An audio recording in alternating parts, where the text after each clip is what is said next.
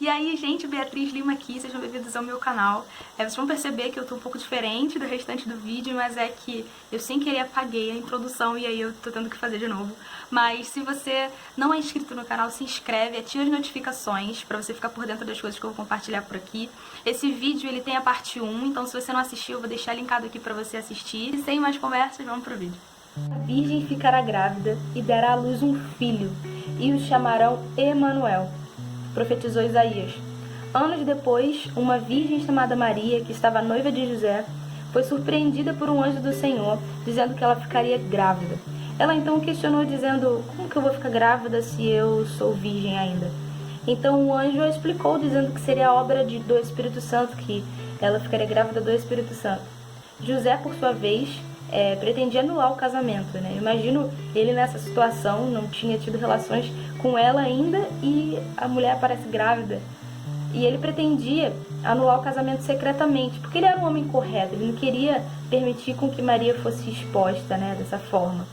Mas o Senhor falou com ele através de um sonho, né, através de um anjo, dizendo a ele: olha, não precisa ter medo de receber Maria como sua esposa, porque o que está acontecendo é realmente obra do Espírito Santo. E revelou a ele, dizendo que o nome da criança deveria ser Jesus. Então, José não teve receio nem medo de receber Maria como sua esposa e eles se casaram. Mas eles não tiveram relações sexuais até que Jesus nascesse. Jesus cresceu na região da Galileia, na cidade de Nazaré. Por isso que a gente fala Jesus de Nazaré ou Nazareno. José e Maria, eles tinham o costume de ir ao templo. Então Jesus cresceu saudável, como qualquer outra criança, obediente e apaixonado pelas Escrituras, pelo conhecimento da Palavra de Deus. E a gente consegue ver isso quando a Bíblia relata que ele tinha apenas 12 anos e ficava no meio dos mestres, né, aprendendo e tirando dúvidas, e as pessoas ficavam impressionadas. A palavra diz que a graça de Deus estava sobre ele, e ele crescia em graça, estatura, em sabedoria, e diante de Deus e diante dos homens também. Com aproximadamente 30 anos de idade, o Senhor surge. Por que surge? Porque a Bíblia não relata muito a infância, a juventude de Jesus.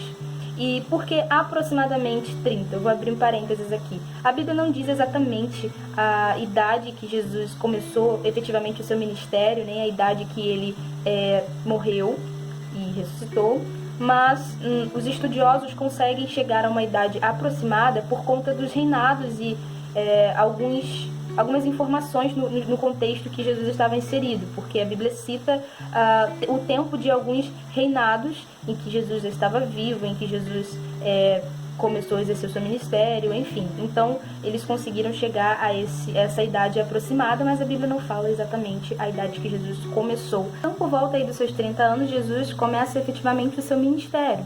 E ele é batizado por João Batista, e a primeira coisa que acontece depois dele ser batizado é ser conduzido pelo Espírito Santo ao deserto para ser tentado pelo diabo.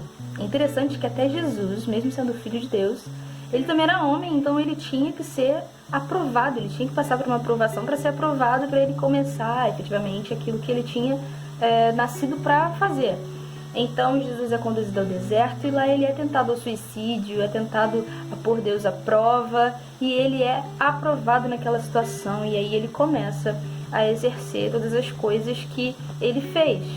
Ele chamou seus primeiros discípulos e passou alguns anos pregando o evangelho, curando, libertando, ensinando, falando por parábolas e falando abertamente também com os seus discípulos. Então chega o tempo em que Jesus começa a falar com os seus discípulos que era chegada a sua hora, que ele teria que morrer para depois ressuscitar. E naquele momento Jesus, como ser humano também, todos os sentimentos que ele poderia estar passando, a palavra de Deus diz que ele estava muito angustiado e ele foi orar ao Pai dizendo: Senhor, se o Senhor quiser, se o Senhor puder, afasta de mim esse cálice, porque Jesus, imagino eu, como ser humano, estava ali com um sentimento de medo, ansiedade e todos os sentimentos ruins que a gente possa sentir como ser humano.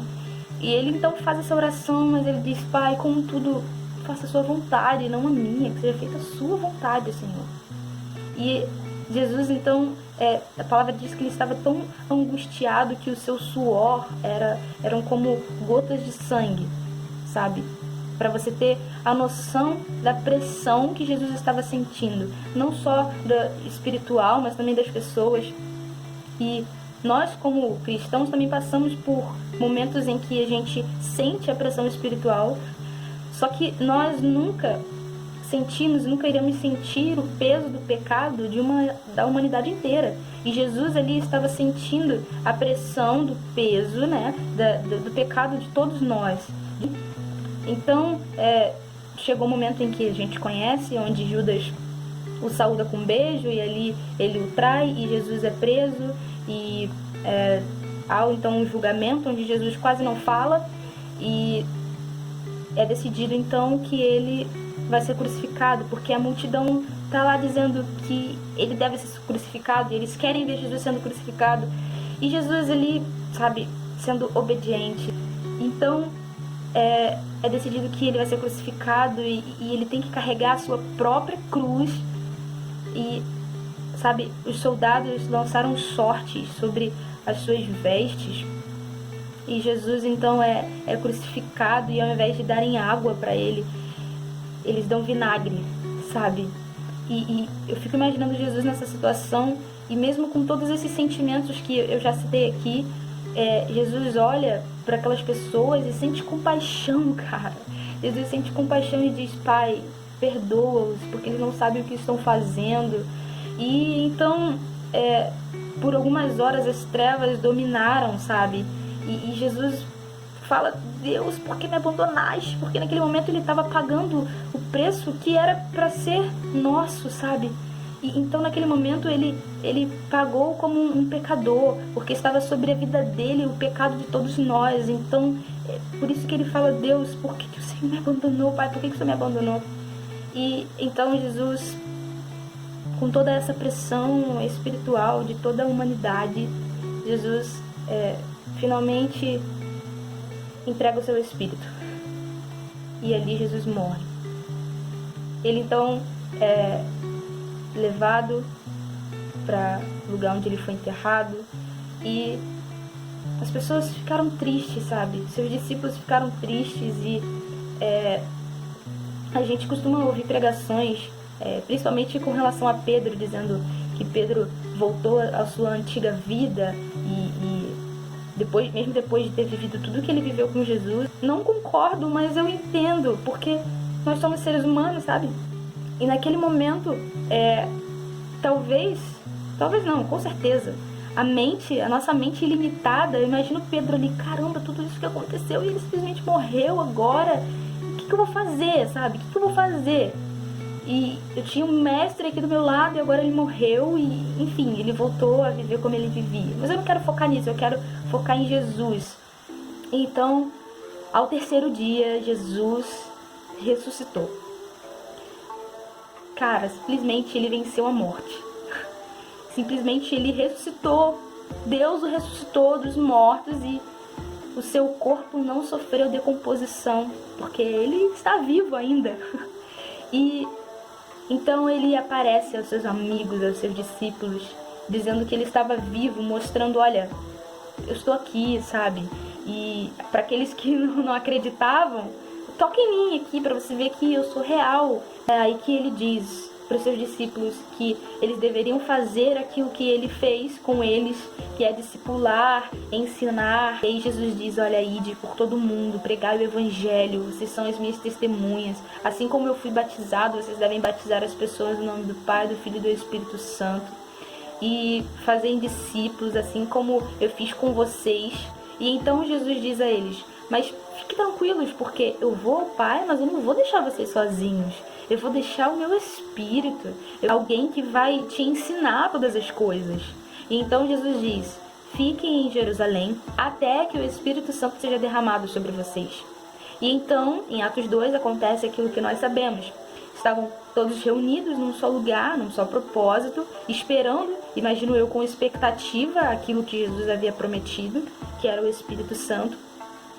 E veio do céu um som como de um vento muito forte, enchendo todo lugar onde eles estavam, e eles viram como se fossem línguas de fogo sendo repartidas e pousando sobre cada um deles, e eles começaram a falar em outras línguas, e ali eles foram cheios do Espírito Santo e revestidos de poder do alto. Eu tenho uma notícia ótima para te dar. O Espírito Santo não foi derramado somente sobre aquelas pessoas, sabe? Foi derramado sobre toda a humanidade. Agora todos nós temos a possibilidade de ter o Espírito Santo dentro de nós. E então, agora os seus discípulos, os seus seguidores, estando cheios do Espírito Santo, começam a pregar o Evangelho. E aí nasce a igreja, e eles começam a congregar, a viver juntos. E vem perseguições, e eles se espalham, mas continuam pregando o Evangelho onde quer que eles estejam, até que o Evangelho chegou até nós. Graças a Deus por isso. Até que o Evangelho chegou até nós. E hoje nós, assim como Jesus foi batizado, nós também somos batizados. E quando nós mergulhamos, nós morremos, assim como Cristo morreu. E quando nós levantamos, nós estamos sendo ressuscitados, assim como Jesus ressuscitou também. E assim como aquelas pessoas receberam o Espírito Santo, quando nós cremos em Jesus, quando nós recebemos o Senhor no nosso coração e abrimos verdadeiramente a nossa vida para que Jesus faça morada, nós recebemos o Espírito Santo de Deus. Então a gente passa a pregar o Evangelho e a viver a palavra de Deus. E de uma vez por todas ele fez o sacrifício que foi suficiente para toda a humanidade, porque ele não tinha pecado. Ele foi o Cordeiro Imaculado que morreu por nós e que hoje nós, por isso, temos livre acesso ao Pai. E Jesus ganhou então um nome que está acima de todo nome, na qual todos um dia terá que se prostrar diante de Jesus e confessar que Ele é o Cristo, Filho de Deus, e que não há outro igual, e que Ele sim é o caminho, a verdade e a vida. Glória a Deus! Porque falar de Jesus é fácil e é difícil. Deixe aqui nos comentários o que você achou. Tem alguma coisa que eu falei que você não conhecia, que você não sabia ainda? Você tem alguma dúvida? Valeu, gente, até o próximo vídeo.